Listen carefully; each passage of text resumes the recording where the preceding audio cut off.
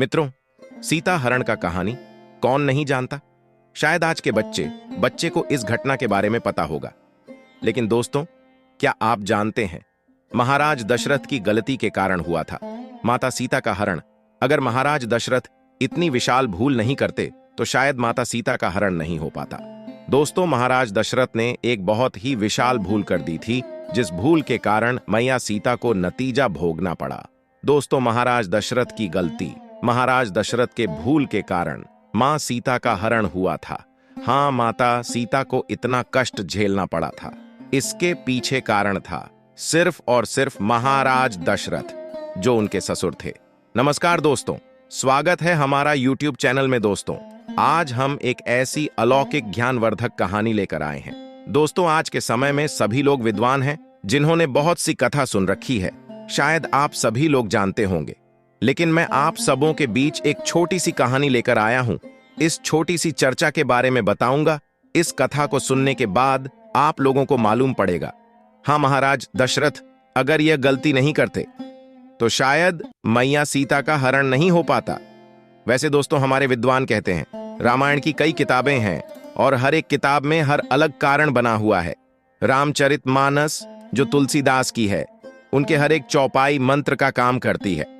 तो चलिए, आप लोगों का ज्यादा समय ना बर्बाद करते हुए गौर करते हैं इस कहानी की तरफ कि ऐसी कौन सी गलती हुई थी महाराज दशरथ से कि रावण माता सीता को हरण करके ले गया। वैसे दोस्तों, बहुत से पुराणों में अलग अलग मत मिलते हैं, सभी जगह अलग अलग प्रमाण मिले हैं, लेकिन इस कहानी के माध्यम से मैं आपको बताने का कोशिश करता हूं कि जब भगवान श्री राम, लक्ष्मण, भरत, शत्रुघ्न चारों भाइयों की शादी हो गई और बारात लौटकर वापस अपने नगर में आई, तो महाराज दशरथ ने अपनी पत्नी कौशल्या से कहा था कि कौशल्या, आप लोग एक बात हमेशा गांठ बांध कर रख लें, क्योंकि आज तक आप सिर्फ तो सिर्फ चारों बेटों की मां थी, लेकिन आज के बाद आप लोग मां होने के बावजूद 4 बहुओं की सास भी बन चुकी है। तो उन्होंने महाराज दशरथ से पूछा कि क्यों? तो महाराज दशरथ ने कहने लगे कि सास और बहू का धर्म क्या होता है।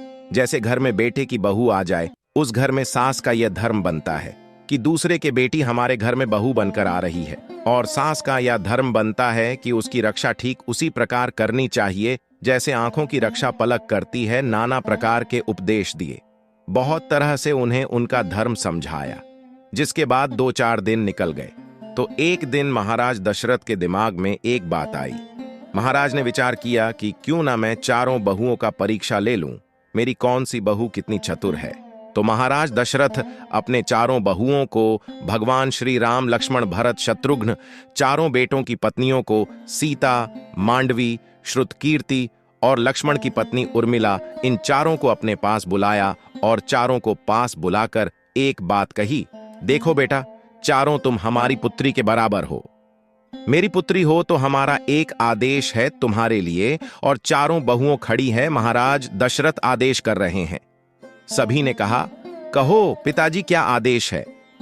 महाराज दशरथ ने कहा, आदेश ये है कि आज चारों तुम अलग अलग रसोई बनाओगी। तुम चारों अपने अपने हाथ से खाना बनाकर मेरे लिए लेकर आएगी। फिर देखते हैं कौन बहू कितनी चतुर है और कितनी जल्दी खाना लाती है। अब चारों बहू वहां से चली गई। सभी के दिमाग में यह बात आई कि मैं पहले पहुंच जाऊं। चारों के दिमाग में एक ही बात आई और उन सभी ने भोजन बनाना शुरू कर दिया। 56 प्रकार के व्यंजन बनाकर तैयार किए गए। तो सबसे पहले माता सीता भोजन की थाली और एक हाथ में पानी लेकर राजा दशरथ के पास आई और बोली, पिताजी भोजन करिए। राजा दशरथ बोली, मैं तुम्हारे हाथ का भोजन करूंगा ही नहीं माता। सीता ने कहा, क्यों नहीं करेंगे पिताजी? महाराज दशरथ ने कहा, बेटा, मैं तुम्हारा हाथ का भोजन तब तक नहीं करूंगा जब तक तुम मुझे एक वचन नहीं देगी। माता सीता ने कहा, आप जो वचन मांगेंगे मैं वह दे दूंगी। महाराज दशरथ ने बोले कि अभी मैंने अपनी आंखों से देखा, भोजन की थाली में एक तिनका गिरा था और उस तिनके पर तुमने अपनी दृष्टि डाली थी और उस तिनके को राख बना दिया। तो आज मुझे तुम वचन दो कि तुम आज के बाद कभी भी किसी के ऊपर अपनी आंखों की दृष्टि नहीं डालेगी। और मैया सीता समय अपने ससुर को यह वचन देती है कि आज के बाद कभी भी जीवन में किसी के ऊपर अपनी दृष्टि नहीं डालूंगी। तो दोस्तों, जिस समय मैया सीता वन में थी भगवान राम के साथ, और रावण सीता को जबरदस्ती रथ पर बैठा रहा होता है। तब मैया सीता एक तिनका के तरफ देखकर सोचती है कि रे तिनके, उस दिन तुम अगर मेरा बैरी नहीं हुआ रहता, मेरे पिता समान ससुर ये वचन ना लेते, तो शायद आज यह रावण हमें जबरदस्ती रथ पर बैठा नहीं पाता और हमें यह हरण नहीं कर पाता। मैं इसे कब का जलाकर राख कर देती। तो दोस्तों, महाराज दशरथ की इसी गलती के कारण तो दोस्तों मैया सीता खुद को रावण से मुक्त नहीं करवा सकती थी।